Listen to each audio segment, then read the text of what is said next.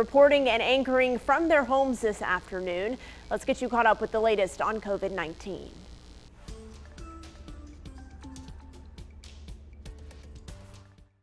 We're entering the first weekend of my order to stay at home. I need you to do just that. I know it's tempting to get away. Cooper is pleading with all North Carolinians. Our state now has 20 deaths from coronavirus. Randolph County just reported their first COVID-19 death, a person in their 60s with underlying medical conditions. There are 26 confirmed cases there. In Guilford County, leaders announced 88 cases. Forsyth County leaders said they have 17 new cases reported within the last 24 hours. Alamance County now has 14 cases, Davidson 43. The North Carolina State Department of Health reports just more than 2,000 cases statewide. Now that total does not include the new numbers from local health departments. Keep in mind these numbers are based on tests completed, in some cases days ago. Let's get you caught up now with your 4 to 5 roundup this afternoon. The Burlington Fire Department says a firefighter was injured after fighting a house fire. The firefighter fell through the roof and into the basement of a house on Amherst Court. They were looking for someone they thought was trapped inside of the house. The cause of that fire is still under investigation. Today is virtual First Friday. Downtown Greensboro is still having their First Friday event, but it is all online, so you're encouraged to order takeout from your favorite downtown spot and log in throughout the day to check out the dance, the art, the music, and much more. Costco's new policies take effect today. The store is now limiting the number of customers allowed to go inside. Only 2 people are allowed per membership card. Those stores are also closing at 6:30 during the week. Costco gas stations will close at 7 during the week and 6:30 on the weekends. There are some new special shopping hours in place as well for seniors. They are now Tuesday through Thursday. And Amazon is considering limiting the sales of N95 masks and other medical supplies to healthcare professionals and government officials only. Personal protective equipment and other medical supplies are in limited supply, and they will also be limited on Amazon's consumer store. The company wants to make sure those items are available for healthcare workers. City leaders across the nation are urging people to cover their faces now, even if they're healthy. However, they do not recommend using N95 masks. Those are reserved for medical professionals on the front line battling this virus. They're recommending using bandanas, homemade masks, or anything else to help prevent the spread of the virus. We're advising New Yorkers. Mayors from major cities, including New York and Los Angeles, are now urging residents to cover their noses and mouths if they must go out in public in the coronavirus pandemic. We want to make sure that anyone that doesn't have to get it doesn't get it. So face covering is just a simple way to protect other people and to reduce the speed of that community spread. Dr. David Agus is a CBS News medical contributor. He says the change in thinking about covering our faces comes from more understanding of this new virus. The days before you get symptoms, you can spread the virus, and also people never have symptoms. Those people from the droplets in their mouth when they breathe or cough can spread the virus. What it does is it protects other people, so you won't spread the virus, even if you don't know you have it. This new guidance doesn't mean you should cover up with a medical grade mask. You can use any type of cloth like a bandana or scarf. Notice I haven't called them masks. That's because N95 and other medical grade masks like surgery masks are reserved for medical workers like doctors and nurses. And using an N95 mask yourself, if you're not one of them, could cost a doctor or a nurse their life. And health officials emphasize other basic hygiene remains critical now more than ever. Wash your hands constantly, cover your cough and sneeze, and stay home, especially if you're sick. Elise Preston, CBS News, New York.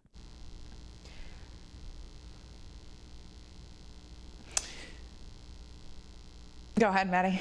I heard you breathe in. Well, Tasha, you know, I'm thinking about that. The thinking behind that has shifted so much in the past few days. And I do think it's important to just reiterate here that the mask is not really a protection for you. It's a protection for other people, because when you wear one, you're stopping the spread of any droplets that you may have, because you might be a carrier of the virus and not know it. Yeah, and that was the thing that kind of struck me the most too, was just how much this virus is evolving and how much we're learning about it. Because as you said, just a few weeks ago, that wasn't the guidance, but it is important to note, like you said, this is not a replication of, negating social distancing, right? We are still supposed to be following those things. If you don't have to be out, don't go out. But if you do go out, maybe wear one of these homemade masks to help prevent that spread. Yeah, a lot of changes happening, Tasia, including in our economy. What's going on there? Yeah, so let's talk about some unemployment numbers, because the U.S. economy lost 701,000 jobs in the month of March. The U.S. Department of Labor says that the unemployment rate was more than 4%. The leisure and hospitality businesses lost over 460,000 jobs, getting hit the hardest.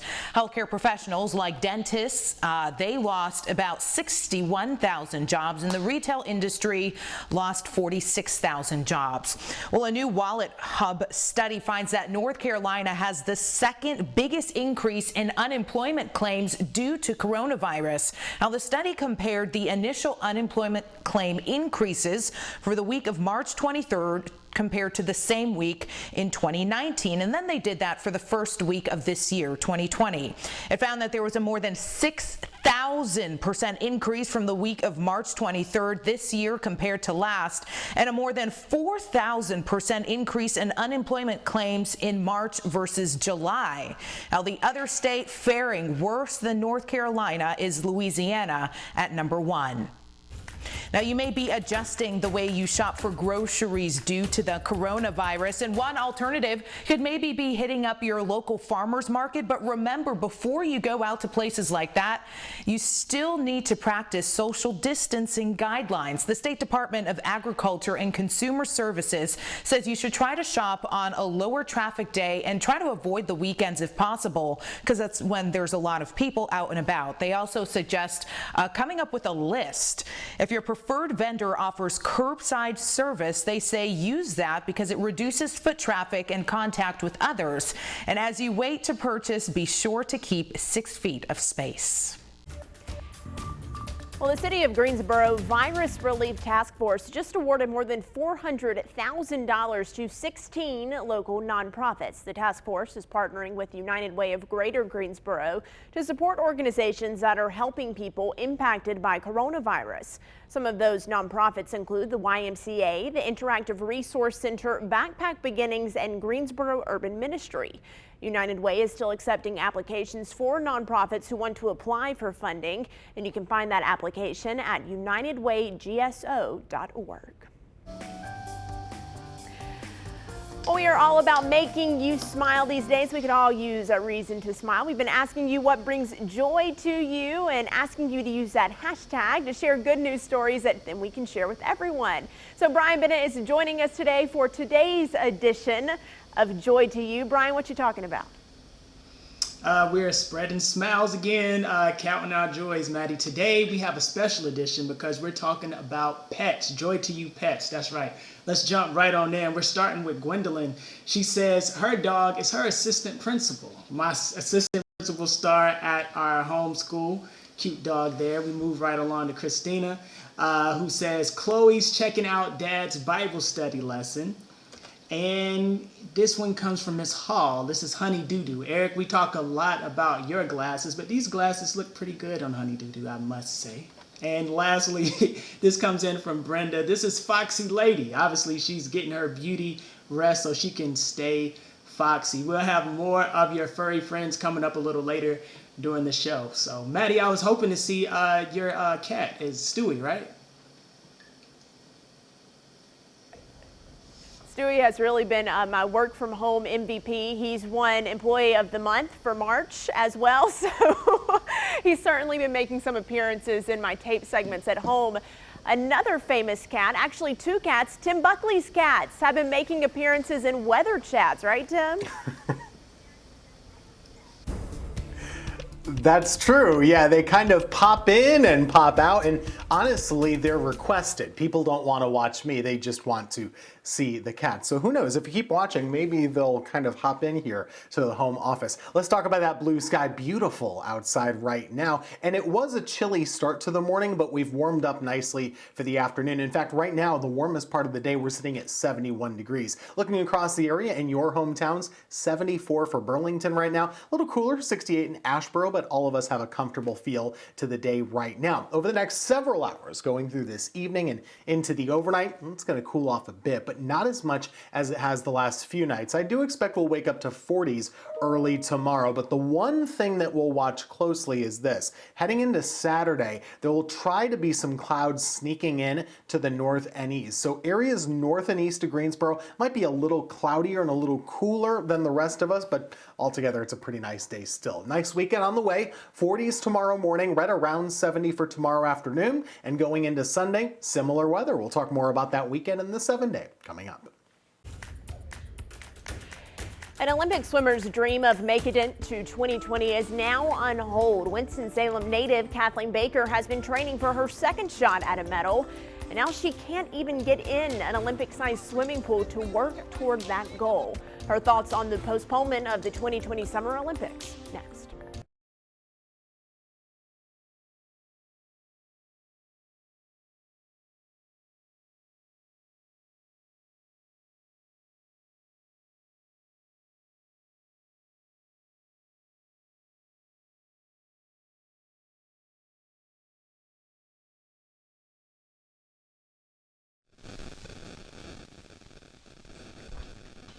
Hi, mic check, 1, 2, 3. Imagine being one of the best athletes in the world, training every single day for 4 years, and you can't go to the Olympics.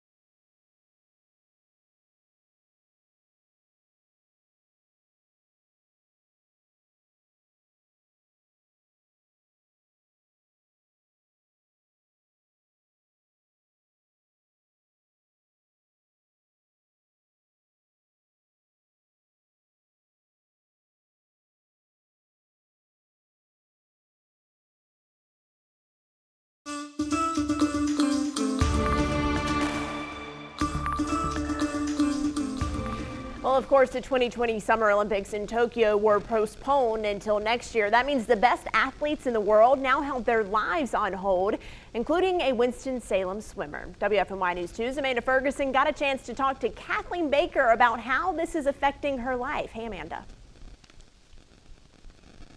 Imagine training every day for 4 years to prove that you're one of the best athletes in the world.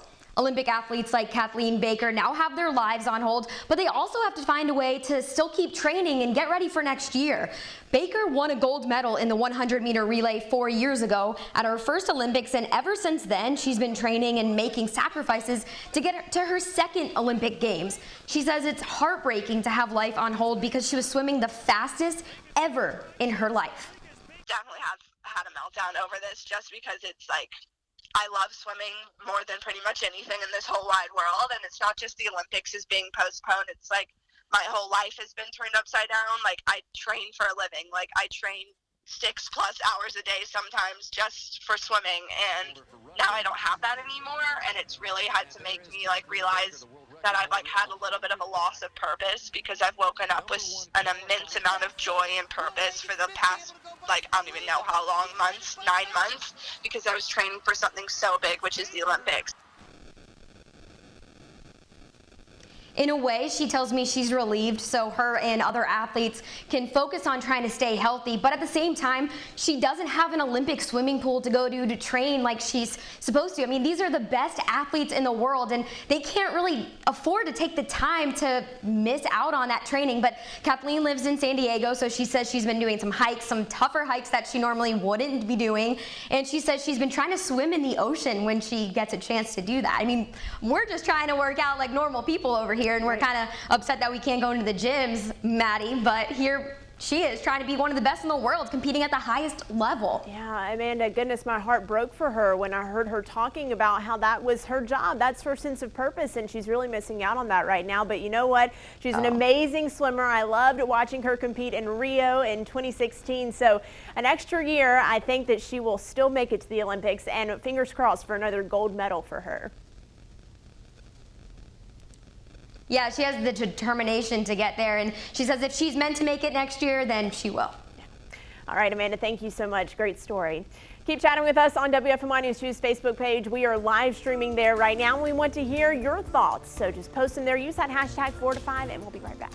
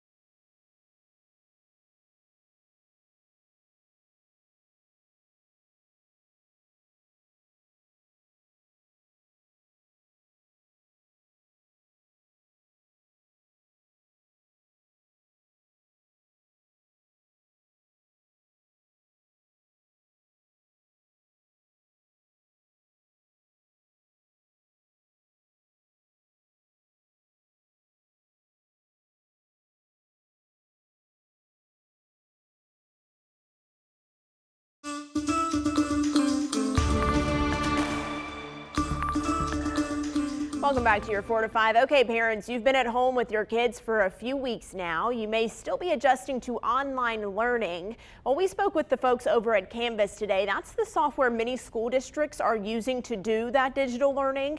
And they say it is important to set reasonable expectations for both yourself and your kids, and know that kids won't be doing classwork for 6 hours a day. Kids have different tolerances for doing school online.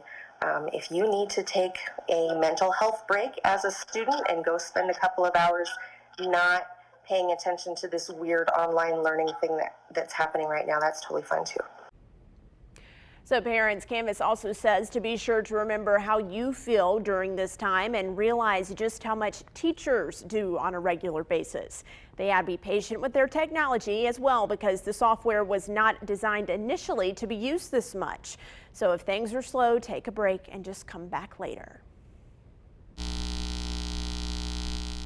What are you going to remember the most about COVID-19? Is it the frenzy at the supermarket? Is it maybe being cooped up inside?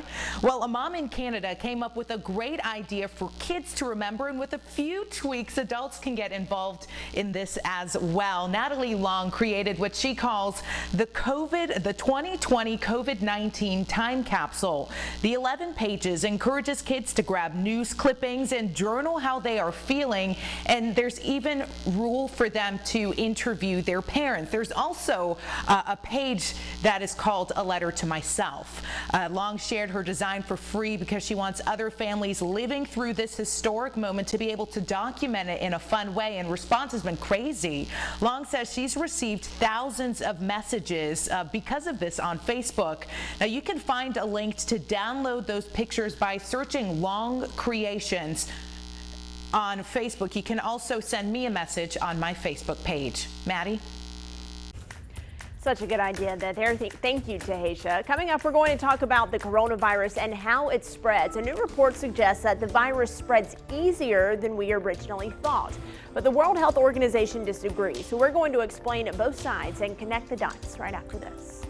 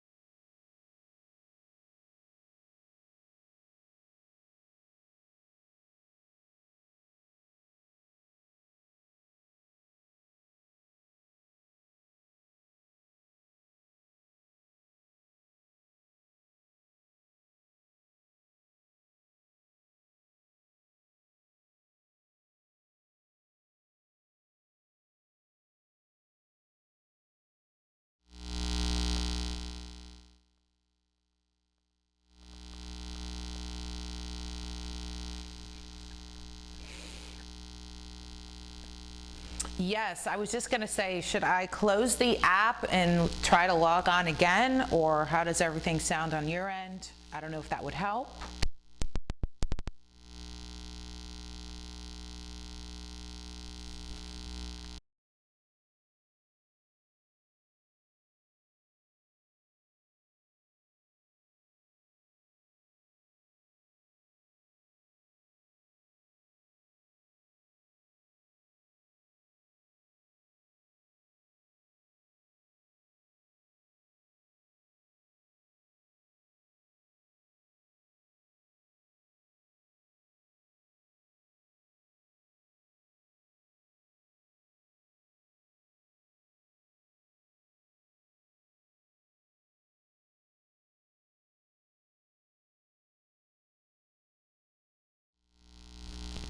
Hello, hello. Does my shot look frozen? Am I okay? I don't know.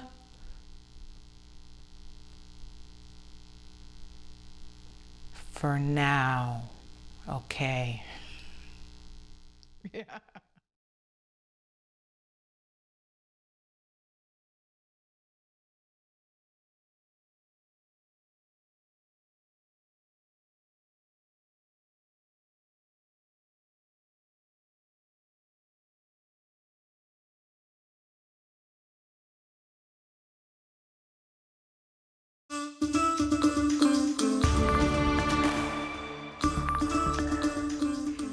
Welcome back to your 4 to 5. New reports are circulating that say government officials believe the coronavirus spreads more easily than first thought.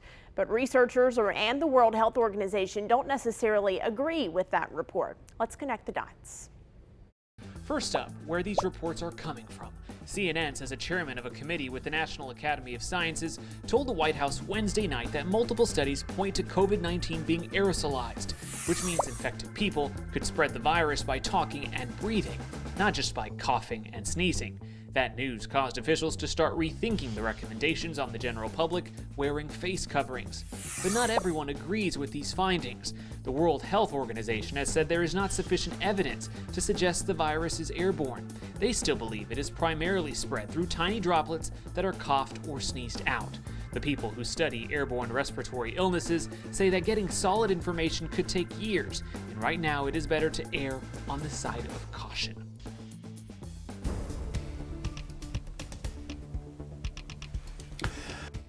Beautiful. Really a nice, if you are cooped up inside, hopefully you can get outdoors at least a little bit to enjoy the blue sky. As you see right there in our downtown Greensboro, it's a gorgeous day. The temperature right now is 70. The humidity is low, and warnings that the National Weather Service is putting today is to really not do anything. It might sound obvious, but the air is really dry outside. Pile of leaves today. Warm, they're in the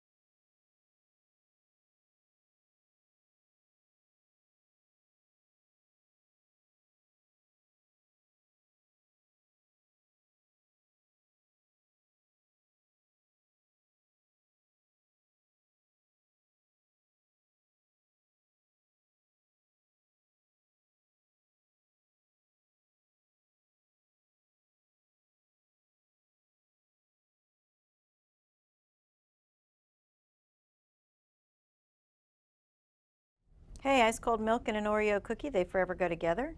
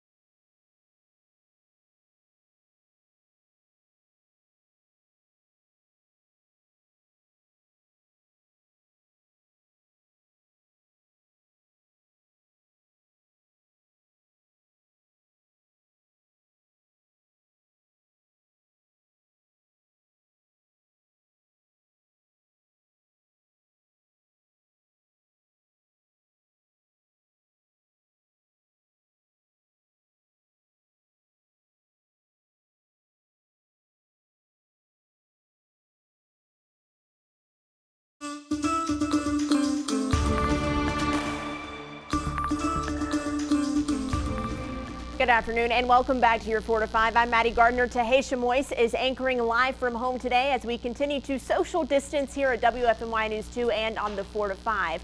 But that does not mean we are far away from you. We are streaming right now on WFMY News 2's Facebook page, and we invite you to be a part of our conversation. Log on and use our hashtag 4 to 5.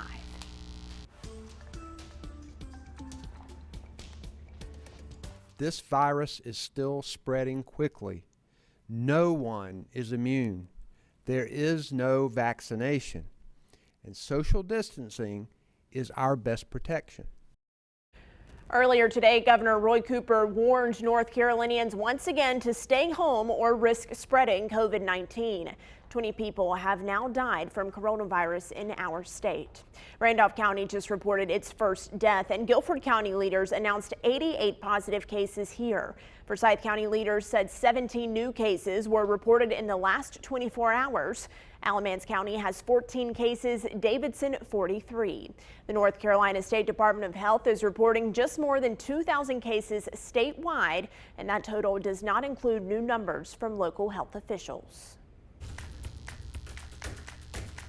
Have we seen the worst of coronavirus in our state? According to new projections, no. We are expected to hit the peak on April 27th. Yeah. Now, the Institute for Maddie, go ahead. The Institute for Health Measures, Tahisha, and the evaluation says we could see about 1,600 coronavirus deaths. This is the same model that the White House used when it announced earlier this week that the death toll in the country could be between 100,000 and 240,000 if social distancing is maintained. This estimates for North Carolina say the state will hit the peak of the curve for deaths per day on April 27th. And at that time, they estimate 50 people will be dying from COVID-19 every day. The projections say North Carolina will have enough hospital beds to sustain the rise in cases, but the state will need to add 200 additional ICU beds. And Taisha, I have to be honest, it is tough to hear those numbers. It's sobering, but it is a grim reminder of how serious this could be, especially if we don't practice social distancing and stay home. Well, the thing to note is those numbers are actually if we do practice social distancing. So hopefully, you know, we want those numbers to be lower than that. And if we are practicing social distancing as we are now, April 27th is a good date. I mean, we've been social distancing since the beginning of March. You know what I mean? So you hear these numbers and it does sound scary, but this is what those numbers are saying if we are following things. So we want to try to obviously keep it lower than that, but if we are meeting those guidelines, it's a good number to strive for. Yeah. I mean, I would say that one death is one too many, absolutely. So 50 per day is certainly a jarring number to hear, but it is, again, a reminder of how serious this could be. Mm-hmm. All right, so we are going to switch gears and turn things a little bit lighter now because we want to talk about Generation Z. I know we spent a lot of time talking about the millennials, right? So how much do you have in common with Generation Z? Well, for people born between 1997 and 2012, you are considered Generation Z, just to put that out there. So one company surveyed how the younger generation is occupying their time, you know, during the coronavirus. 70% of those reported say that they have FaceTime chats with their friends. 15% say that they began reading more books. That's good. 50% say they binge watch shows on Netflix, the popular ones like Tiger King, Ozark, and Love is Blind. 30% say they are spending more time with their families, and 80% report that they are eating way too much food to pass the time. And I have to find myself that I'm looking at these numbers and I'm like, I guess I am more like Generation Z than I thought I was, Maddie, especially with that 80% eating too much food. Everyone staying at home is somewhat of an equalizer, right? You only have so many options, so all generations seem to be doing the same thing, which is kind of nice. We all have something in common at this point. We're all in it together. Yeah. All right, let's get you caught up this afternoon with the latest headlines in your 4 to 5 roundup. The Thomas More Society filed a lawsuit against Greensboro Mayor Nancy Vaughn. This after pro-life group advocates were arrested over the weekend for gathering in front of an abortion clinic in Greensboro. Police said it was a violation of the stay-at-home order that went into effect last Friday at 5 p.m. and the protesters traveled non-essentially for their protest. That's according to Greensboro police. The lawsuit says the Thomas More Society is suing for the rights to pray on the sidewalk. Bill Withers, the Lean On Me singer, has died at 81. The family says he died of heart complications.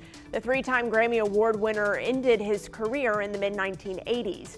In 1971, Withers released his first album, Just As I Am, after signing with Sussex Records. The album had hits like Ain't No Sunshine and Grandma's Hands.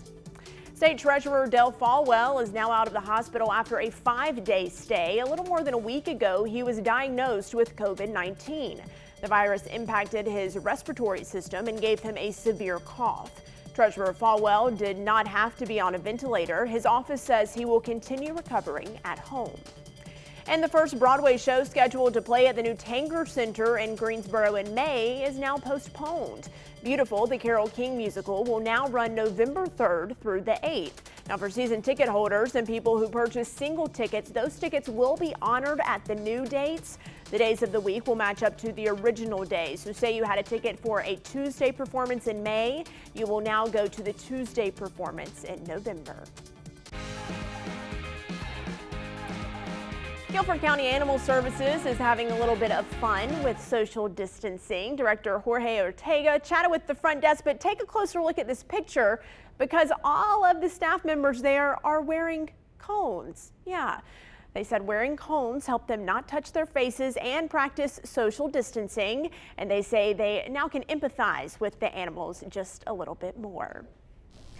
Employees at Cone Health showed their appreciation to Best Buy employees earlier this week for their help. Best Buy helped Cone Health employees get graphics cards printed for 3D ventilator parts. Cone Health's employee wrote this letter thanking them for working so quickly. It says they've been able to print hundreds of ventilator manifolds as they work to help patients. Well, the blue sky, a sight for sore eyes, and maybe something to kind of lift your spirits a little bit on a day like today. Easy to be encouraged and go outside for just a little bit anyway. Earlier on this morning, it was still chilly. Some of us were in the 30s, others in the 40s, but this time of year, the sun is strong enough that you really can do anything, and we did warm up quite a bit from those morning lows. Here's a look at the current temperatures across the area, generally in the low 70s right now, around 72 in Reedsville, 74 in Burlington, everyone above the 70-degree mark at this time. Now that will linger for just a couple of hours, but the air is bone dry, so that actually makes it easier for us to cool down. So overnight tonight, it will be another cool one, getting down into the 40s by the time you are waking up on your Saturday. Another day that's really going to be very nice across our area. It's still warm, and we should have a good amount of sun, but I will mention one thing. I'm tracking to the north of us this really strong nor'easter. It's off the coast of New England, so not really a concern for us, right? But it's actually moving backwards tomorrow, and we don't get anything significant, but you see these clouds here just to the north and east of Greensboro. I do think there is some chance that those clouds sneak in a little bit farther south than our computer model suggests, so don't be shocked if you end up with cloud cover northeast of Greensboro tomorrow, and if you do, you're stuck in the 60s rather than the 70s. Come Sunday, another nice day, but another weak front coming close to us. By the end of the day, there's a light chance of a shower, just a 20% chance of getting wet Sunday. So by and large, a really nice weekend with comfortable room temperatures outside. Mid and upper 70s though by next week. We could make a run at 80 degrees by next Wednesday. There will be better chances for occasional rain, especially on Tuesday and on Wednesday, even maybe into Thursday of next week. And I will highlight this. Take a look here. We're not done with cool weather. Next Friday, the start of another cool down. Next weekend, the one after this one, could actually be quite cold.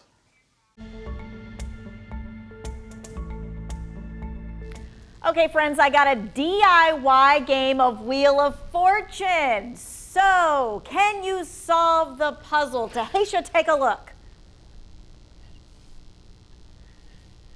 Let's see. Tanya, can I buy an H? Ooh, you can buy an H. There are 3 H's there. Okay, so we changed it for you, and I'm betting that you can probably solve the puzzle by now, Maddie, I would like to solve this puzzle, and I would like to make it come true. Yes. The check is in the mail. Yes, there it is. Okay, well done on both of you. Okay, so what we want to hear with the stimulus is that the check is in the mail, right? But what's interesting is the IRS doesn't really want to send you a check. Again, we can process a lot of checks, but we don't want to send checks. In this environment, we don't want people to get checks. We want to put money directly into their account. If we don't have your information, you'll have a simple web portal. You'll upload it. If we don't have that, we'll send you checks in the mail. Okay, so really, most of us will not get a check. The stimulus payments will be direct deposited into your account. Checks will be the last option for getting money to you. So Tanya, you're saying the government will use your tax return information if they have it, and then if they don't, it'll be that web portal he talked about? That's right, and it's not even in existence right now, that web portal, so I want everybody to just hold on tight if you don't usually do a tax return. That portal thing means one major thing to me, and that is scams. Get ready for someone to call you, text you, email you, Facebook message you, and tell you that they can help you sign up with the portal, or that maybe something is wrong with your direct deposit. Do not believe them. Warn your friends. This story right here is on my Facebook page. Just look for Scammy Sammy and make sure you share this with your family and friends. And I'm going to lighten things up a little bit on this Friday. What brings joy to you? Well, this is in my neighborhood. The kids are decorating the sidewalks with all this fun chalk art. It is simple, it is sweet, it is such a day brightener. We want you to snap pictures and use the hashtag joy to you. That is one thing it's good to spread around.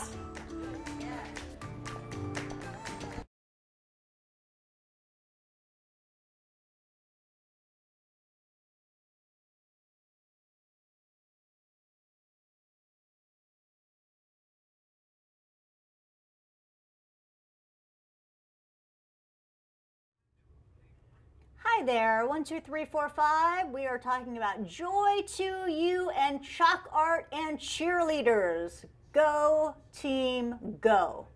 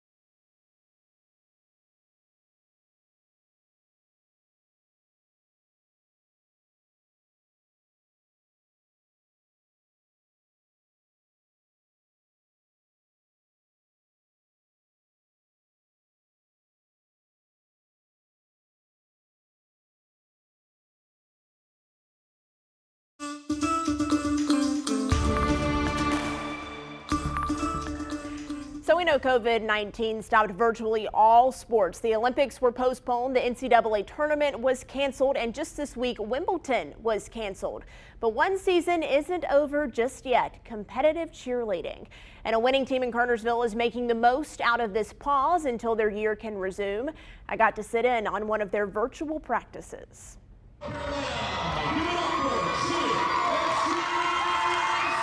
This is the world of competitive cheerleading. It's an action-packed sport of high-flying stunts and unstoppable energy.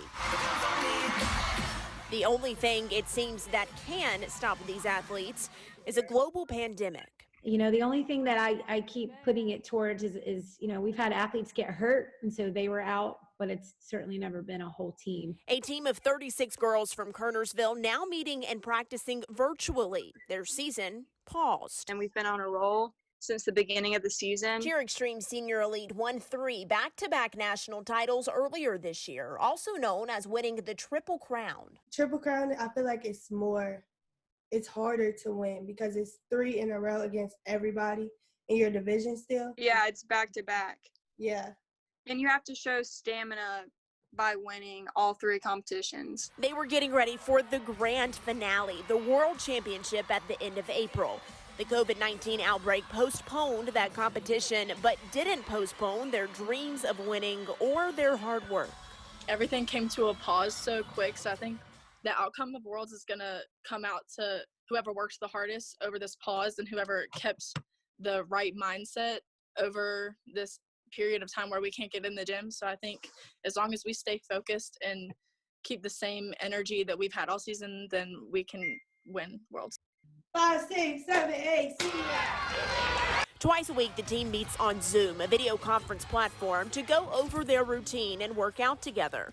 Head coach Courtney Smith-Pope is itching to get back to the gym. I've never gone 2 Sundays since I was 13 years old not coaching cheerleading. So it's particularly hard on the days when you just can't wait to see them. And I can't wait to see them in person and see our pyramid again and just enjoy the things that you take for granted. And practices aren't as effective as they are in the gym, but they're a reminder that they're in this together. This team cares and loves about the sport and each other more than anyone I've ever coached. And if anybody was going to get through this, it's these girls. Girls that know what matters isn't the sport, it's the team. Bye, guys. Love you. Bye, Kenna. I love you. All right, so Tahisha, full transparency, this was my team when I was participating in competitive cheerleading in high school, and I will say that last month leading up to the World Championship at the end of April is the most grueling month, the most important month for training, and they're missing that right now. So to see them on virtual practice, I'm really proud of this team. They're doing some great work. I don't know why, but I got the chills when I saw that Zoom photo that has all of them practicing together. It's like nothing I've ever seen before. And I think it really is just so great that they are able to do this together, even though they're separated by miles, you know? Yeah, absolutely. In different households, obviously keeping their distance, following that stay-at-home order, but still determined to win that gold medal whenever this season does resume and they can go down to Disney and compete. And we wish them the best of luck. All right, so speaking of Zoom, well, I hope so. Zoom CEO says it had 10 million daily users. That was back in December. But in March, that number jumped to 200 million. Yeah, a lot of people on Zoom. So I ask you on social media, what is something that you're doing virtually now that you used to do in person? For example, competitive cheerleading practice, right? All right, Demi Hudson said she is teaching kids virtually instead of in person now. Laura said she is having doctor's appointments online. Laura Magnuson said she's doing some virtual workouts. I feel you, Laura. Karma Toller Courier said she's FaceTiming with her grandchildren. Gosh, it just makes me feel so lucky to have technology, right? That we don't have to feel disconnected.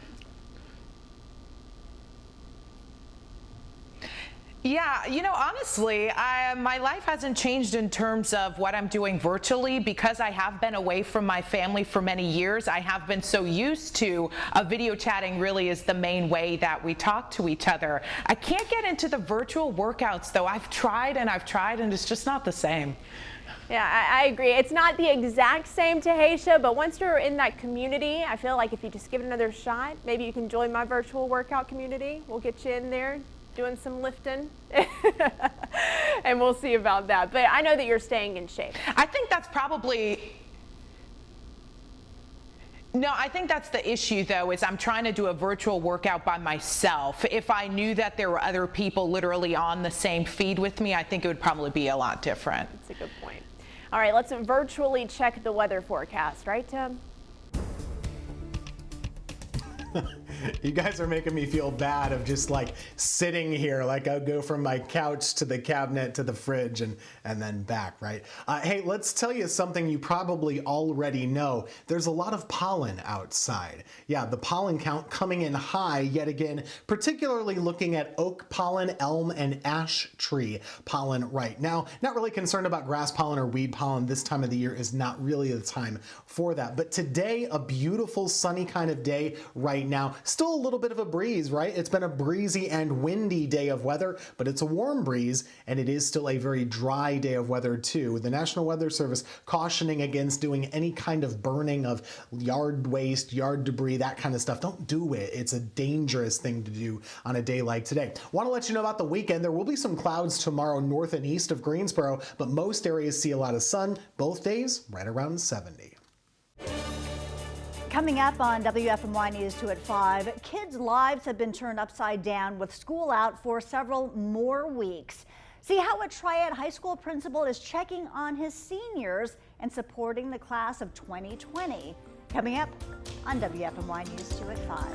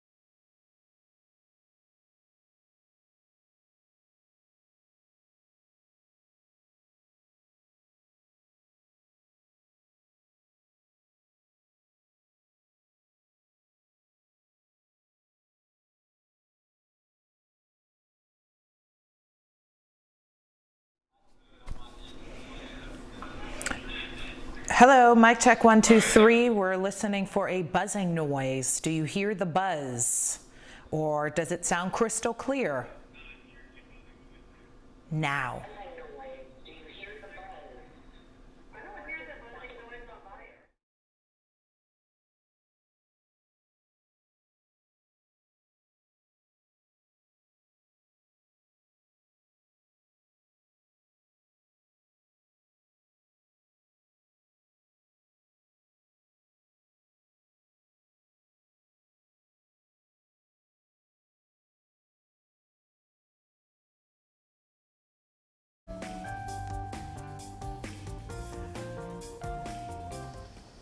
And welcome back to your 4 to 5. Brian Bennett is here with us working from home virtually and giving us reasons to smile. Our favorite person of the day, Brian, excuse me, we've been using that hashtag joy to you.